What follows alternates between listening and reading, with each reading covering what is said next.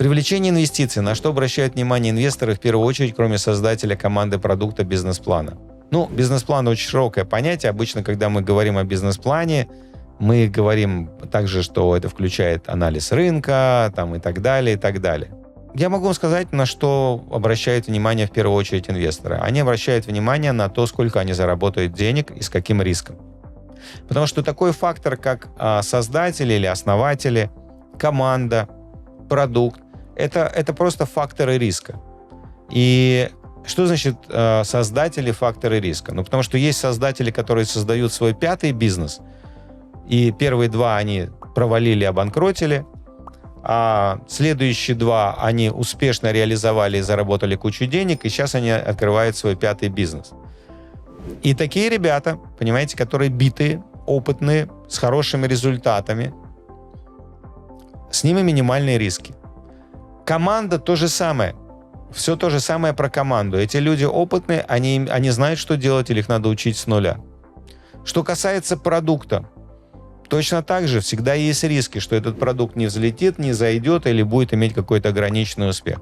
Но когда инвесторы принимают решение, они смотрят на одну цифру в основном. Это возврат на инвестиции. И все. Вспомни, сколько ты зарабатываешь. И подумай, что будет, если что-то пойдет не так. И этот возврат на инвестиции должен быть достаточно большой, соизмерим с рисками. Если мы говорим, например, о инвестициях в стартап, это то, чем занимаются венчурные фонды, то они вкладывают только в бизнесы, которые могут вырасти в 100 раз. То есть моя инвестиция, я купил 20% этой компании, дал компании деньги. Вот если эти 20% имеют потенциал вырасти в 100 раз, я туда пойду. Нет потенциала, я туда не пойду. Почему? Потому что у венчурных инвестиций, когда вкладывают в стартапы, взлетает всего несколько процентов из всех компаний, которые проинвестированы. То есть, грубо говоря, чтобы вернуть деньги, я почему говорю 100 раз? Чтобы вернуть свои деньги, тебе нужно, чтобы хотя бы 1% твоих стартапов выстрелил. Чтобы заработать, нужно, чтобы выстрелило 5 или 10 или 15. А это уже на грани реальности. Никто на сегодняшний день не обладает такими способностями, чтобы с вероятностью, если мы говорим о стартапах, они мега высокорисковые, поэтому инвесторы в них идут только если могут заработать сильно много. Если речь идет об инвестициях уже какой-то более традиционный существующий бизнес, то там риски намного меньше. И поэтому инвесторы не закладывают такой 100-кратный рост, им достаточно гораздо более умеренного роста. Вот на это, собственно, и обращает внимание. Профессиональные инвесторы сильно отличаются от аматоров.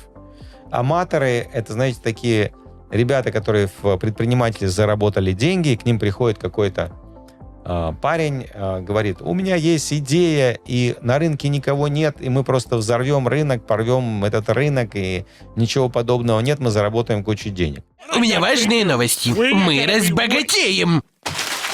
И вот на неопытного инвестора это действует очень очаровывающе. Такого нет на рынке, поэтому давайте мы туда вложим деньги. Опытный инвестор понимает, что если такого нет на рынке, это колоссальные риски.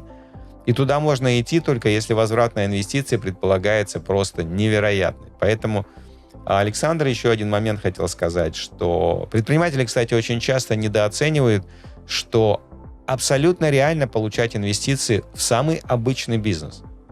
Понимаете, в автомойки, в ремонт автомобилей, в кафе, в медицинские центры, рестораны абсолютно реально. Почему? Потому что там просто риски меньше на самом деле. И сегодня, кстати, интересная ситуация на рынке, потому что, вы знаете, что на стартапы начали инвесторы смотреть немножко с большей аккуратностью. Инвестиции в стартапы на ранних стадиях упали, по-моему, почти в 2 раза. Что это означает? Это означает, что инвесторы немножко переоценили риски, смотрят на это по-другому. Это значит, что деньги надо куда-то размещать. То есть это значит, что инвестиции в кэш-генерирующие компании, инвестиции в, пускай не настолько быстро растущие бизнесы, но менее рисковые бизнесы являются сегодня более привлекательными, чем это было год или 2 назад. И это действительно так. Потому что ты сегодня, как инвестор, попробуй заработать на фондовом рынке. Это еще тот фокус. Я думаю, что я даже сейчас смотрю ленту социальных сетей Инстаграма. Прошлый год, это был год, все, фондовый рынок, зарабатываем на акции, изи-пизи, погнали. Ну, вот как бы сегодня вы этого уже не видите в Инстаграме, потому что, конечно, легко зарабатывать, когда рынок растет и рынок прет вверх. Зарабатывать, когда рынок упал и пытается отшкрябываться обратно на какой-то уровень, зарабатывать намного сложнее. Здесь нужна уже действительно очень большая экспертиза. Но это рисковый бизнес.